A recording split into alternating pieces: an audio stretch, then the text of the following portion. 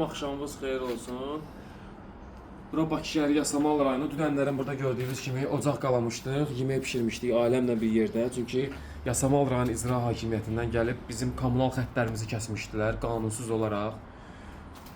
Biz buradan çəkiliş çəkib paylaşdıq sosial medialardan. Sağ olsun dövlət başçımız, cənab prezidentimiz İlham Əliyev və Mehriban xanım, vitse-prezidentimiz Mehriban xanım və Bakı şəhər icra hakimiyyəti və aidiyyatı orqanlarımız sağ olsunlar, Allah razı olsun hamısından. Qanuni olaraq gəldilər, ailəmin və evimin kommunal xəttlərini birləşdirdilər. Bakı şəhər icra hakimiyyəti nümayəndələri bu günlərin səhər saatlarından düz saat axşam 12-yə qədər mənim bütün kommunal xəttlərimi yerli yerində hamısını necə ki kəsmişdilər bu turbanı, bundan çəkib paylaşmışdım.